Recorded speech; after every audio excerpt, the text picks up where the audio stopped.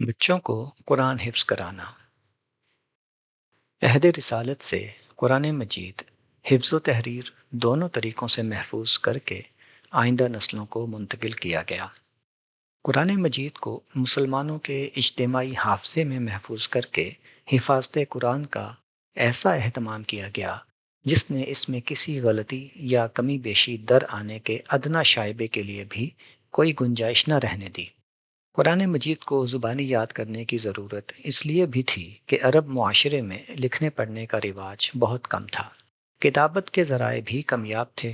رسم الخط بھی اس درجے ترقی یافتہ نہ تھا کہ زبانی قرأت کے بغیر پورے متن کی درست پڑھائی ہر ایک کے لیے ممکن ہوتی۔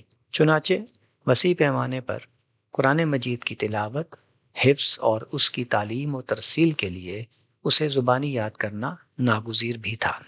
صحابہ اور تابعین اپنے ذوق اور استعداد کے مطابق قرآن مجید مکمل یا جزون یاد کر لیتے تھے، لیکن رسمی حفظ قرآن اور بچوں کو بالجبر قرآن یاد کرانے کا کوئی تصور نہ تھا۔ ادھر مسلمانوں کو ایک طویل عرصے سے یہ باور کرا دیا گیا ہے کہ حفظ قرآن کے لیے بہترین عمر بچپن کی ہے۔ بتایا جاتا ہے کہ ایک حافظ قرآن اپنے خاندان کے 10 ایسے افراد کو جنت میں لے جانے کا ذریعہ بنے گا جن پر جہنم واجب ہو چکی ہوگی۔ حافظ قرآن کے والدین کو روز قیامت ایسا تاج پہنایا جائے گا جس کی چمک سورج کی روشنی سے بھی زیادہ ہوگی۔ ان ترغیبات کے زیر اثر والدین یہ سعادت حاصل کرنے اور جہنم سے بچنے کے لیے ہر قیمت پر اپنے بچوں کو قرآن مجید حفظ کرانے پر تیار ہو جاتے ہیں۔ گلی محلوں، گاؤں اور شہروں میں جگہ جگہ کھلے ہوئے حفظ قرآن کے مدارس ایسے ہی بچوں سے آباد اور ایک بڑے طبقے کے معاش کا ذریعہ ہیں۔ حفظ قرآن کی فضیلت سے متعلق محولہ بالا روایات ضعیف ہیں اور یہ دین کے مسلمہ اصولوں کے بھی خلاف ہیں۔ قرآن مجید ہر شخص کو اس کے اپنے اعمال کا ذمہ دار ٹھہراتا ہے۔ وہ بتاتا ہے کہ خدا کی عدالت میں کوئی کسی دوسرے کے کام نہیں آ سکے گا۔ وہاں سفارش کی اجازت کچھ ایسے لوگوں کے لیے ملے گی جن کے لیے جہنم کا فیصلہ نہیں ہوا ہوگا، مگر ان کے اچھے اعمال بھی اس قابل نہ ہوں گے کہ انہیں جنت کے لائق بنا دیں۔ البتہ وہ لوگ جن کے لیے جہنم کا فیصلہ ہو جائے گا انہیں کسی کی سفارش کام نہ آئے گی۔ مگر والدین ان برسر خود غلط ترغیبات سے متاثر ہو کر اپنے کم سن بچوں کو زبردستی حفظ کرانے کے لیے کسی مدرسے میں چھوڑ جاتے ہیں، بلکہ ترجیحاً اپنے گاؤں، محلے اور گھر سے دور کسی مدرسے میں انہیں داخل کراتے ہیں۔ وہ سمجھتے ہیں کہ اپنے علاقے اور گھر کے قریب کے مدرسے میں بچے کی توجہ اپنے خاندان اور دوستوں سے ملنے کی تڑپ میں منتشر رہتی ہے، اس لیے بچے کو ان سب سے دور بھیج دیا جائے جہاں وہ کوئی شناسہ نہ پائے اور پوری توجہ سے قرآن مجید حفظ کرنے پر مجبور ہو جائے۔ مدارس میں بچوں کے داخلے کی ایک دوسری وجہ غربت ہے۔ تمام ممکنہ حادثات کے خدشات کے باوجود والدین اپنے بچوں کو مدارس میں داخل کرا دیتے ہیں کہ مدرسے کے خرچ پر پل کر وہ بڑے ہو جائیں اور اس دوران میں کچھ تعلیم بھی حاصل کر لیں جو بعد میں ان کے کام بھی آ سکتی ہے۔ راکم کو ایسے والدین دیکھنے کا موقع ملا جن کے بچوں کے ساتھ جنسی زیادتی ہوئی، انہیں خبر کی گئی، وہ آئے، بچے کو تسلی دی اور اسی مدرسے میں چھوڑ کر چلے گئے۔ بہت ہوا تو ایسے ہی کسی دوسرے مدرسے میں اسے داخل کرا دیا، مگر حفظ قرآن مکمل کرائے بغیر وہ اسے واپس لے جانے پر آمادہ نہ ہوئے۔ ان کے لیے ایسے حادثات غیر متوقع نہیں تھے۔ ان خدشات کو گوارا کرتے ہوئے ہی وہ اپنے کم سن بچوں کو اجنبی ماحول کے سپرد کراتے ہیں۔ والدین کی شفقت اور احساس تحفظ سے محروم ہو جانے کے بعد ایک اجنبی ماحول میں بچہ جس جذباتی المیے سے گزرتا ہے اس کا اندازہ نہیں کیا جا سکتا۔ بچپن کی بے فکری کا یہ خوبصورت دور ایک سخت روٹین کے شکنجے میں پھنس جاتا ہے۔ ایک محدود ماحول میں مقید ہو جانے سے معاشرتی رویے سیکھنے کے مواقع بھی ضائع ہو جاتے ہیں۔ مختلف عمر اور مزاج کے لڑکوں اور اساتذہ کے درمیان اس کی معصومیت بھی ہمہ وقت خطرے میں رہتی ہے۔ بچہ جتنا کم عمر، خوش شکل اور والدین کی خبرگیری سے دور ہوتا ہے، اس کے استحصال کے امکانات اتنے زیادہ ہوتے ہیں۔ بچے سے قرآن مجید حفظ کروانے کے لیے والدین نہ صرف خود اس پر تشدد کرتے ہیں بلکہ اساتذہ کو بھی اس کی کھلی اجازت دیتے ہیں۔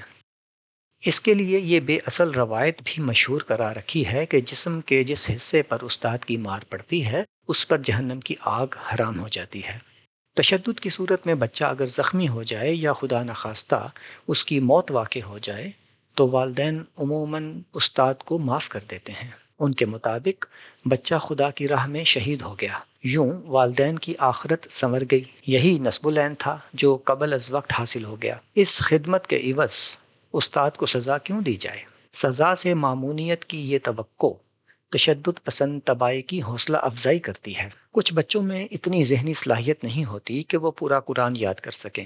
راکم کے تجربے میں ایسے والدین بھی آئے جنہیں بتایا گیا کہ ان کا بچہ حفظ نہیں کر سکتا، لہٰذا اسے مجبور نہ کریں۔ انہوں نے اس حقیقت کو تسلیم کرنے سے انکار کر دیا اور بضد رہے کہ بچے کو ہر صورت حفظ کرایا جائے۔ ان کے مطابق حفظ کرنے کی محنت سے دماغ تیز ہو جاتا ہے۔ ایسے بچوں کو برسوں حفظ کی چکی میں پیسا جاتا ہے۔ سبق یاد نہ کر سکنے کی پاداش میں سب کے سامنے مار پیٹ اور ذلت کا نشانہ بنایا جاتا ہے۔ انہیں باور کرایا جاتا ہے کہ وہ گناہ گار ہیں، اس وجہ سے ان کی یادداشت کام نہیں کر رہی، اور یہ کہ حافظ قرآن کے ساتھ عام انسانوں کے مقابلے میں زیادہ شیطان لگے ہوتے ہیں جو اسے حفظ قرآن کی سعادت سے محروم رکھنا چاہتے ہیں۔ یہ صورتحال کسی اذیت گاہ سے کم نہیں ہوتی۔ بچہ ہر صبح یہ سوچ کر اٹھتا ہے کہ تشدد اور ذلت کا ایک اور طویل دن اس کا منتظر ہے۔ وہ خود کو گناہ گار سمجھتا ہے جس سے اس کے والدین راضی ہیں، نہ اساتذہ اور نہ ہی خدا۔ ہم مکتب ساتھیوں کی نظروں میں بھی اس کی کوئی وقت نہیں ہوتی۔ ایسے بچے مدرسے اور گھر سے بھاگ جاتے ہیں تو پکڑ پکڑ کر لائے جاتے ہیں اور بھاگنے پر مزید تشدد اور ذلت سہتے ہیں۔ ان کی عزت نفس ختم ہو کر رہ جاتی ہے۔ یہ مکمل طور پر منفی نفسیات کا شکار ہو جاتے ہیں جو ان کی پوری شخصیت کا احاطہ کر لیتی ہے اور مختلف منفی رویوں کی صورت میں ظاہر ہوتی ہے۔ بہت سے طلباء میں انہی وجوہات سے قرآن مجید سے بدمزگی بھی پیدا ہو جاتی ہے۔ علم نفسیات کے مطابق خدا کا پہلا تصور والدین سے ملے تاثرات سے تشکیل پاتا ہے۔ اس میں اساتذہ کی شخصیت کے تاثرات بھی اپنا کردار ادا کرتے ہیں۔ والدین کی شفقت سے محروم اور اساتذہ کی سختیوں سے گھائل ان بچوں میں خدا سے بھی بیزاری، لا تعلقی بلکہ تواحش کے احساسات پیدا ہو جاتے ہیں۔ والدین کی شفقت اور ان کی دیکھ بھال کے بغیر جینا سیکھ لینے کے بعد وہ خدا کی محبت اور اس کی رحمت اور اس کے سامنے اپنی محتاجی کے احساس سے بھی بڑی حد تک بے نیاز ہو جاتے ہیں۔ وہ والدین سے ناراض ہوتے ہیں مگر ان کی ناراضی سے ڈرتے بھی ہیں۔ اسی طرح وہ خدا سے بھی محبت نہیں کر پاتے لیکن اس کے ڈر کے احساس سے اس کی رسمی اور قانونی قسم کی اطاعت کرتے ہیں۔ ان کی یہی نفسیات لوگوں کے ساتھ ان کے تعلقات میں بھی جھلکتی ہے۔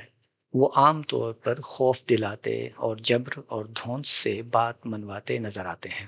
بچہ ہو یا بڑا، اس کی مرضی کے بغیر اسے کسی ایسی ذہنی اور جسمانی مشقت میں مبتلا کرنا جس کا مطالبہ دین اور عقل نہیں کرتے، اس کا استحصال ہے۔ حفظ قرآن ان بنیادی مہارتوں کی تعلیم نہیں ہے جن کا سیکھنا ناگزیر ہوتا ہے، اور اس بنا پر انہیں بچپن میں زبردستی بھی سکھایا جاتا ہے، جیسے لکھنا پڑھنا، ابتدائی ریاضی وغیرہ۔ حفظ قرآن ایک تخصیصی تعلیم ہے اور تخصیصی تعلیم بچے کا رجحان جانچے بغیر نہیں دی جا سکتی۔ جس طرح کسی بچے کے کیریئر کے لیے میڈیکل یا انجینئرنگ کے تعلیم کے حصول کا فیصلہ اس کے بچپن میں نہیں کیا جا سکتا، اسی طرح اسے قرآن حفظ کرانے کا فیصلہ بھی اس کے بچپن میں نہیں کیا جا سکتا۔ والدین کو بچوں کے کیریئر کے انتخاب کا کوئی مطلق اختیار نہیں ہے۔ یہاں مریم علیہ السلام کے واقعے سے یہ استدلال نہیں کیا جا سکتا کہ ان کی والدہ نے ان کی پیدائش سے پہلے ہی انہیں خدا کے نام پر وقف کر دیا تھا، اس لیے والدین کو بچوں کے کیریئر کے انتخاب کا حق ہے۔ یہ در حقیقت مریم علیہ السلام کی والدہ کی خواہش تھی کہ وہ اپنے پیدا ہونے والے بچے کو دین کی خدمت کے لیے خدا کے نام پر وقف کر دیں۔ قرآن مجید میں ان کی دعا ان کی اسی خواہش کا اظہار ہے، مگر مریم علیہ السلام پر اس طرز زندگی کو اختیار کرنے کی کوئی پابندی نہیں تھی۔ ایسے ہی جیسے بچپن میں طے کیے گئے نکاح کو برقرار رکھنے کی پابندی بچوں پر نہیں ہوتی، وہ شعور اور بلوغت کی عمر کو پہنچ کر ایسے نکاح سے انکار کر سکتے ہیں۔ یہ اور بات ہے کہ مریم علیہ السلام کی اپنی طبیعت بھی اسی کام کی طرف مائل رہی جس کی خواہش اور دعا ان کی والدہ نے کی تھی۔ پھر یوں نہیں ہوا کہ مریم علیہ السلام کے پیدا ہوتے ہی یا ان کی کم سینی میں انہیں دین کے خدام کے حوالے کر دیا گیا ہو۔ قرآن مجید میں اس کی تفصیلات بیان نہیں ہوئیں، تاہم یہ اقدام ان کی شعور کی عمر کے بعد ہی کیا گیا ہوگا۔ اصولی طور پر اس کے خلاف نہیں ہو سکتا۔ ہم جانتے ہیں کہ ابراہیم علیہ السلام کو جب خواب میں دکھایا گیا کہ وہ اپنے بیٹے اسماعیل علیہ السلام کو خدا کے لیے ذبح کر رہے ہیں، تو انہوں نے اس پر من و عن عمل کرنے سے پہلے اپنے بیٹے کی رائے لی اور بیٹے کی رضامندی کے بعد ہی یہ اقدام کیا۔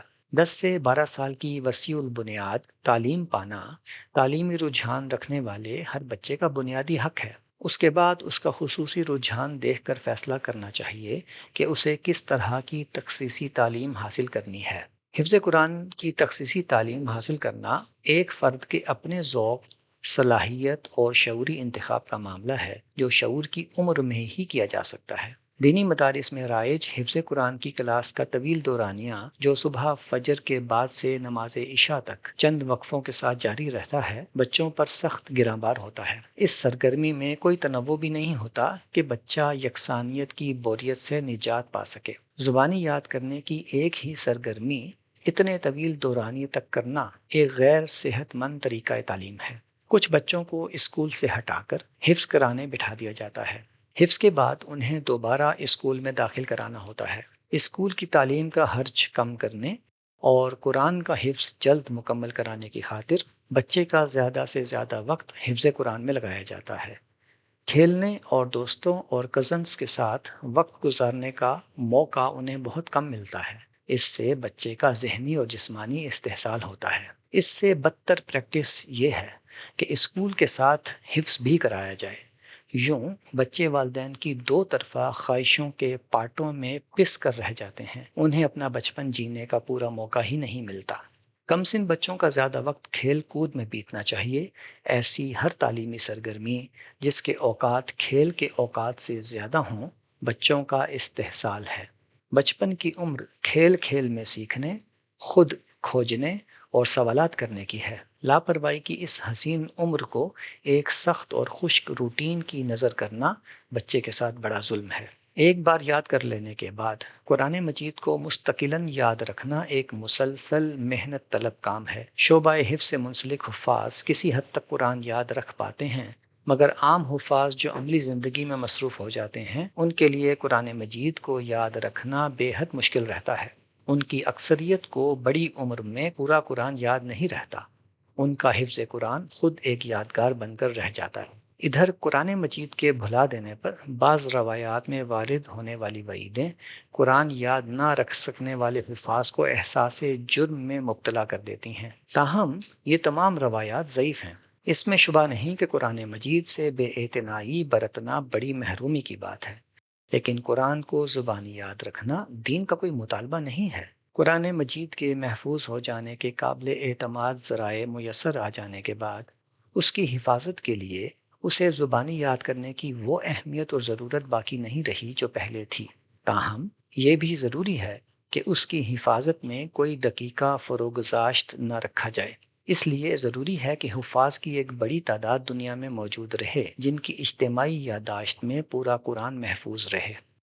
قرآن کی حفاظت کا یہ ایسا ذریعہ ہے جس کا کوئی نعم البدل نہیں۔